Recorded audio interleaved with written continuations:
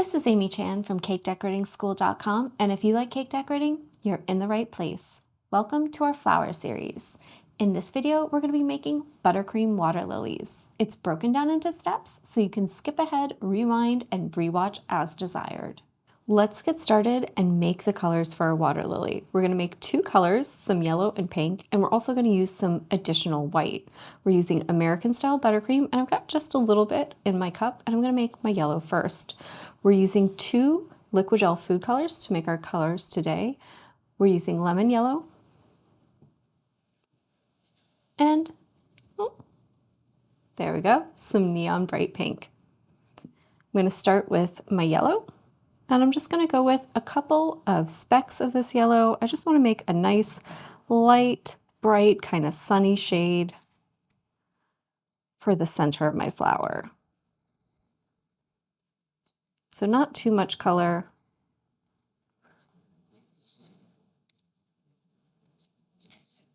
Just want a nice kind of soft pastel.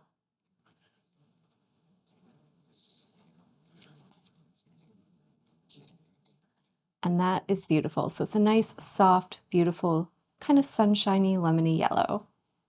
Next, we're going to make some pink. So I've got a little bit of pink, a little bit of buttercream, my American style, in my cup.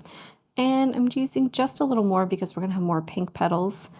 And I'm just going to give it some nice little specks of that pink. Not too much. Again, we want nice, soft colors.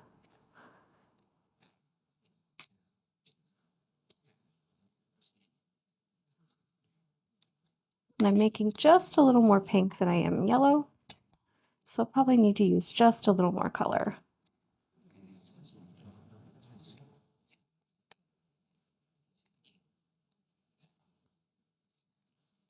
So getting there, just one more round should do it.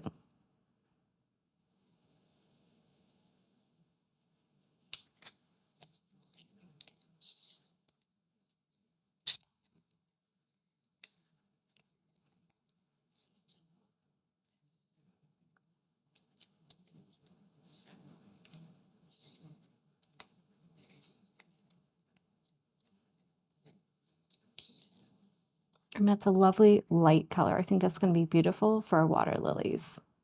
For this flower, we are using three 12-inch disposable bags, each fitted directly with a tip. For our yellow, we are using a number 4 tip, so a large round tip.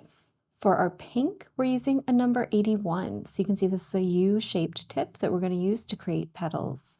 And finally, for our white, we're using a number 122. We're also going to use this to make some great petals.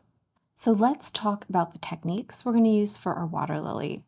We're going to use first a number 122 for some petals, and this is a curved shape petal tip, and it's a little skinnier on that top edge or outside edge, but we're going to use it in a little bit of an untraditional fashion. So we're going to kind of go right next to the center mound that we're going to make, squeeze, let it attach, and then we're going to pull out. And as we rock up, we're going to rock the back edge of the bag out, kind of towards ourselves.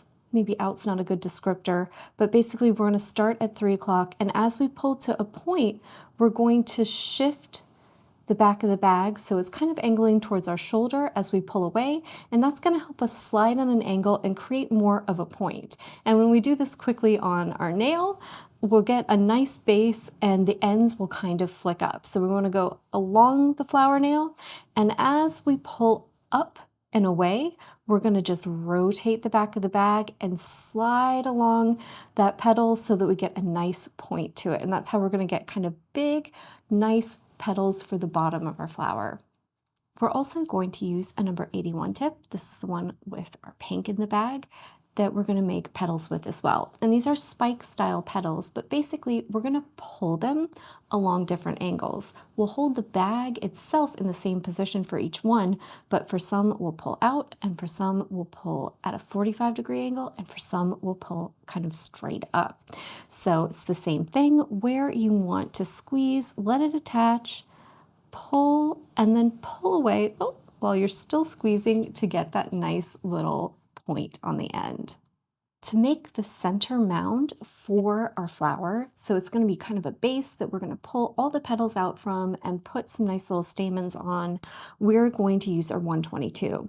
And we have to do this on the flower nail to really create it, but basically what you want to do is give it a good squeeze while you rotate your nail. That'll build up kind of an almost circular mound, and then we're going to take this, put it on its side, rest the flat end on the nail so that it kind of encompasses or encloses that mound, and then we're going to squeeze while spinning. And so it's going to just coat the outside with a nice smooth layer of frosting and create a nice little dome shape for us. And we'll show you how we do that exactly on our flower nail. We just want to introduce the concept a little bit.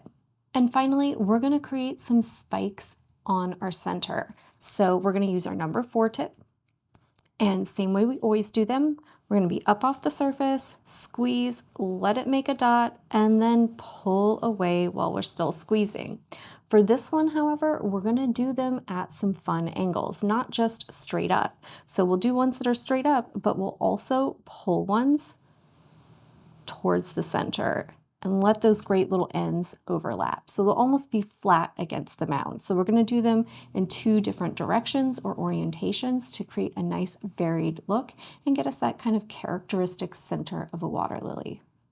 Now that we've gone over our techniques, let's talk about exactly how we're going to put them together to create a water lily flower.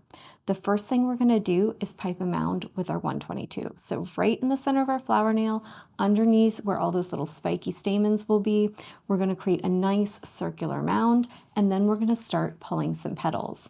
We're going to start with our number 122 right at the bottom against the nail. The opening of the tip is going to be against that mound, and we're going to pull out and just flick up at the end. That's going to give us that nice little shape and give us a basis to put all of our other petals on.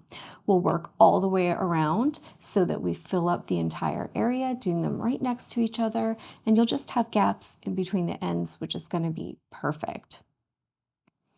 So we'll switch to our number 81. We'll go so that we're offset, so go in between 2 of your big petals to start with, and you might get off as you go around because the tips are vastly different sizes. That's just fine. And we're going to mimic the same curve on the bottom, so we'll pull out from the mound, go along it, and we'll just flick up a little earlier. So they're going to be shorter and skinnier. And then we're going to keep going for a 3rd row of petals, so second one with the 81, 3rd one overall. And for this one, we'll pull at a 45-degree angle. So just like we talked about before in our techniques, instead of flat against the surface and just pulling up at the end, we're going to pull at a 45-degree angle. And then for the 4th one, we'll pull straight up. Now, if you think these are going to flick over a little bit, you can actually reverse the order here. You can go ahead and do your center first and then go back and do that 4th row of petals. So if you're running out of space, you think, oh, it might be tight, you can go ahead and do the centers first and then go do that final row. I usually just finish my petals first and then do the centers, but that's really up to you. You can always reverse the order if it's a little easier. So for that 4th row, we're just going to go straight up, maybe a tiny curve towards the center. And then finally, we'll finish it off with those nice spikes. So we'll pull towards the center, and then we'll go straight up right on the edges. So that overall is just going to give you a beautiful water lily with a nice, wonderful, complex center and these kind of gradually opening petals that are larger on the outside. And we're going to have pink towards the center and white towards the outside to give it a little bit more of a realistic look. If you want to go even further with that, you can actually make several shades of pink so that you're darkest at the center and lightest on the outside, but that is more colors and more bags, and we wanted to keep it relatively simple for this lesson. So now that we've gone over our techniques, let's practice piping a water lily. I'm working on my large flower nail, so it's a big 3-inch one, and I've got covered it with a nice square of parchment. I'm going to go ahead and start by creating my mound. So I'm just going to start here in the center, a little up off the surface, give myself a squeeze, and then rotate while I'm giving myself a squeeze. And you can see this kind of builds up a little uneven, funky shaped mound. We want it to be a little smoother on the outside edge so that all of our petals can attach nicely. So I'm just going to go ahead and kind of cut that little mound, and then I'm just going to squeeze a little ribbon all the way around. And you can see this gives me a nice circle there in the center. If you need to, if your dip is really kind of, you can see it's kind of low there, I can give this a little quick fill and also just quickly and close that top. And you can see now I've got a nice surface to work on and a nice surface for all my petals to attach to. We're going to do our first row of petals. So I've got my bag ready to go, my white with my 122. The fat end of the tip is towards myself. The skinny end is pointing away. And I am going to go right against this mound. And you can see my bag is at 3 o'clock, the back end, and it's in my almost kind of lay flat position where I'm really at a shallow angle. So I'm going to squeeze, let it attach, pull out, and then just at the end where I'm flicking away, I'm going to rock the back of the bag towards myself and pull up. And these are a little easier to do if you do them quickly, but they're also hard to demo if you're doing it quickly. So let's just get that kind of, encourage it to go up a little bit, and I'll go a little bit faster as I work my way around. And don't be afraid to let them overlap a little bit and just kind of do their thing. So just squeeze out and then pull up. And you can see you get a much better shape when you go quicker. You get a nice point on those. So let's keep going. And if you don't like one, you can always just kind of give it a little bit of encouragement, or you can always just take it off and do it over again.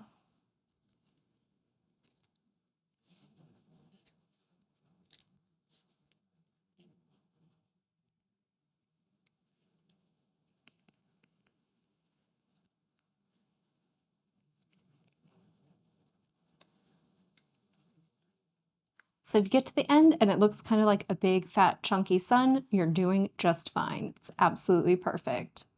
I've switched to my bag of pink and my number 80, and I'm just going to start in between two of my big fat petals, pull out and up. And we're just going to go all the way around and fill up that area. So just a little flick at the end. They don't all have to be perfectly the same size, and you can see with how big the first layer of petals are, you really will have to do probably 2 or 3 for every big petal. And if they flop over a little bit, that's fine. You can always just kind of coax them up at the end, but you just want to slide along that fat petal and then just pick it up right there at the end.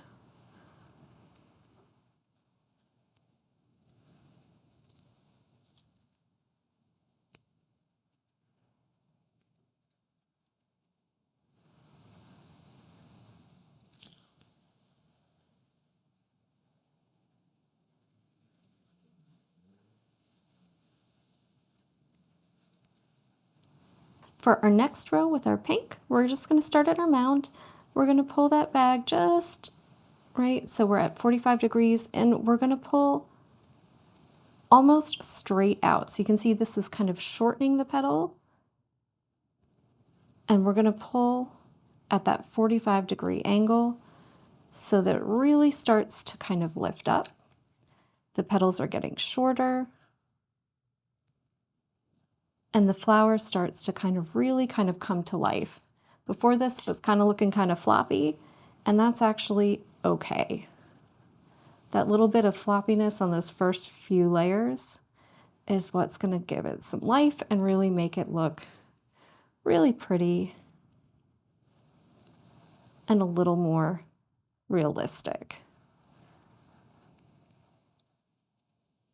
So if it's easier to do your centers first before you do your last row of petals, go ahead and grab your bag of yellow. If you want to go ahead and finish your pinks first, that's fine too. Sometimes if I'm losing a little too much area here on my mound, I want to go ahead and do this yellow first just to make sure I can squeeze everything in. So I'm just going to start right here and pull towards the top first. So you can see I'm just pulling into a central point, and this is just going to give me a nice little tightly closed center. It's going to cover up all that white, and it's going to have kind of a slight peak to it. So you can see almost a slight point. And then right around the base of those, I'm just going to pull straight up. And you can see I was losing just a little bit too much area to squeeze in that last row and then get in here and do these. Wasn't quite as open, so I wanted to go ahead and just do this first. But if you've got a little more area, you can always do this last and use the yellow to fill in. So you can kind of alternate based on how each flower is coming out. So now that we've got our center done, it's going to be easy to kind of enclose. So I'm going to go in here with my pink and just meet right at the bottom, in between the pink petals I already have and that yellow, and I'm just going to pull straight up.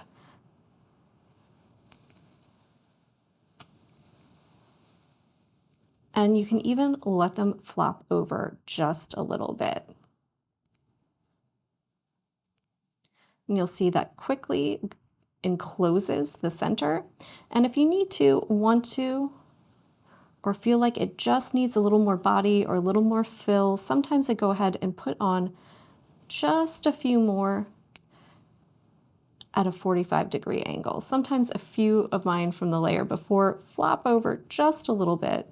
So if you need to, always freestyle it a little bit, fill in anywhere it seems a little sparse, but you can see that gives us a beautiful water lily. We've got these nice kind of feathery soft petals. Even the ones that were floppy in the beginning, they now look gorgeous because it adds just a little bit of soft, subtle variation. We've got the big petals on the outside, that nice fat base that's really holding everything together. And overall, you get a really beautiful, soft look to these wonderful water lilies that are gonna look fantastic on any cake creation. If you enjoyed this lesson and you're looking for some others, you can try checking out some of our other flower series videos. If this one was a little too advanced for you to start with and you're just a beginner, try some of our simple videos like our basic rose. If you enjoyed this video and you'd like more about the cake decorating materials and equipment we use, or just some inspirational videos about cake decorating itself, you can follow us on Insta or YouTube at Cake Decorating School. If you'd like to know more about yearly membership and what it entails, you can go to www.cakedecorating.school.com for more information. And if you're interested in these products, you can check the links in the description.